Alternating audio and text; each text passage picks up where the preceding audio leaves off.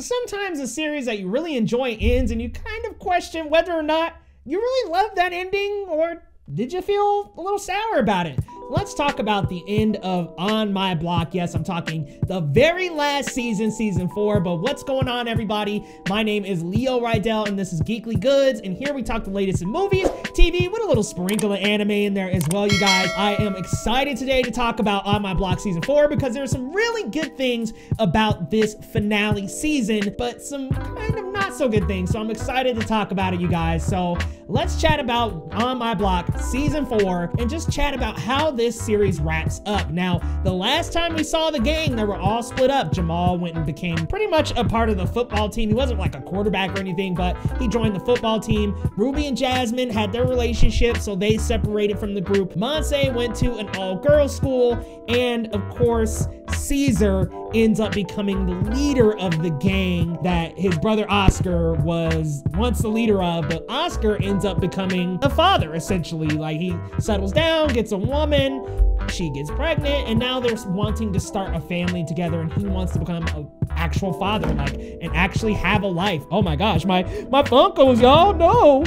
But I really liked where they picked up. You know, they kind of brought us right back to the group and really established where everybody's at mentally, because there is a 2-year time skip that takes place at the very end of season 3. So we're 2 years ahead of the full series. So now we are in the neighborhood 2 years after what happened when everybody split up, and you get some really good loose ends that are tied. And let's start out with what works with season 4, the characters. Look, the characters are awesome. Ruby, Jamal, Jasmine, Monse, Caesar. They're such a great group of kids that you just want the best for. They're like my little brothers and sisters. Like, I just want the best for this group, and they have such a cool, crazy dynamic. But I like that here in season 4, it is a very different dynamic because everybody's been split up and everybody kind of takes on a bit of a new personality, but deep down inside, they're still the same that they were in the previous seasons. So even though they have matured, these characters have pretty much deep down have the same personalities as they had previously.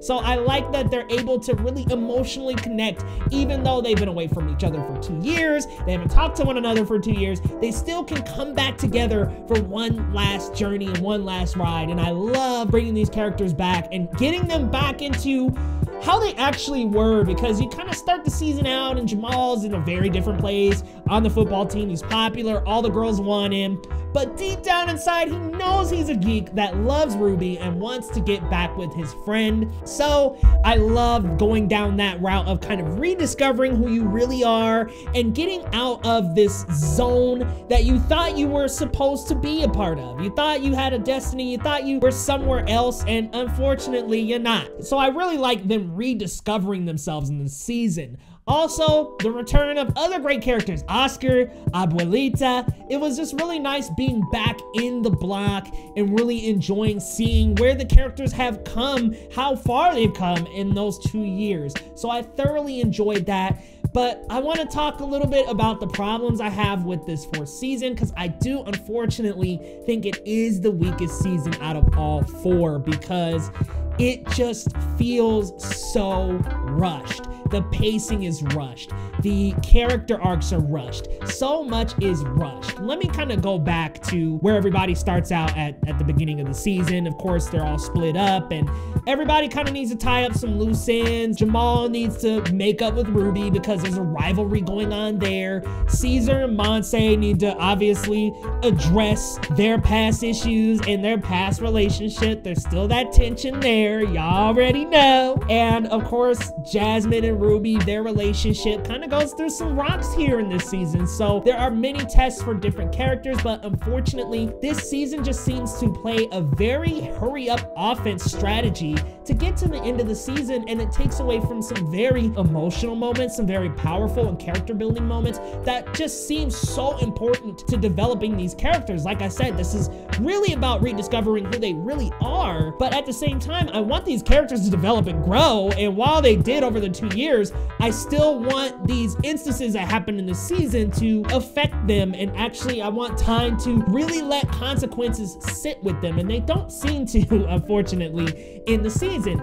Things just happen, one consequence after another just happens, and it kind of just happens, and they kind of just brush it off, and they're able to get past it. And I think there are a couple of consequences, that's what I want to call them for now, that happened in this season that I think could have happened in season 3 and dripped over into the season. I think that there are some big character decisions that happened that could have kind of dripped from season 3 into this season, because then you have a lot more time to actually write the impact that something like that, an event like that, would have for a character. I think that a couple of different like major events in the season got really grazed over, and like I said, it had this very rapid pacing. I did love Monse coming back to the neighborhood and her getting reintegrated with the group.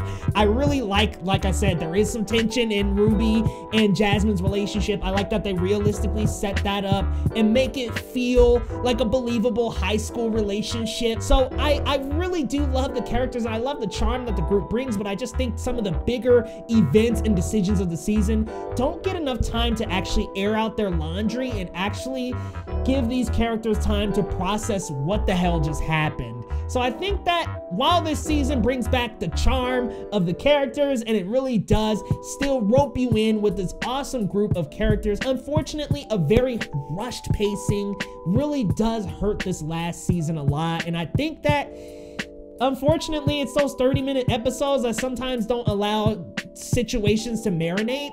And also, I think the stories from season 1, 2, and 3, the stuff with Roller World and with Cuchillos, those things seem to be bigger.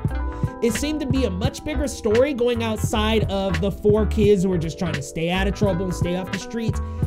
There was like a bigger story at play, and I feel like it's smaller this season. I feel like there's not as much evil going on in this season, and I think that there was a lot to learn for the kids from the past seasons, and like them getting tangled up and Ruby getting kidnapped and things like that. I think that this season is a little light on those things, and I just kind of feel that hurry up. Like, I feel like there are just episodes that just fly by and there's not a lot that happens. And, you know, it's a lot about like reconnecting, reestablishing relationships, and rediscovering who you are. So I understand that, but I just wanted some more oomph and time with those consequences, and I wanted some bigger stories, and I wanted to go out with a bang. I think, unfortunately, the season leaves off on some questions. There are some unanswered questions with these characters, I think. I think there are some big unanswered questions, and I cannot spoil. I refuse to spoil, because I do still want you to see it. Complete the series, because I think the series as a whole is a great series, and I think it's one of Netflix's most underrated series, in my opinion. I think it's a wonderful story. I love the characters. I love that the cast is all people of color. I love that it's Black and Latinx led. So I love creating this conflict of like school versus streets. I love this. I just think that the last season really rushed it and left some unanswered questions, and really just didn't allow those consequences to sit and marinate. But guys, let me know your thoughts down in the comments. Are you excited to check out On My Block season 4? And who's your favorite character, man? Like, look, I like everybody, but I think I gotta go with my girl Monse. Like, she's easily the leader of the group and has the most level head. Well, I don't know if she has the most level head, but she ain't afraid to say how she feels. Guys, let me know your thoughts down in the comments and what you think about On My Block. Are you looking forward to season 4? Have you caught it already? Because it is out today on Netflix officially. So let me know your thoughts, and we will see you next time on Geekly Goods.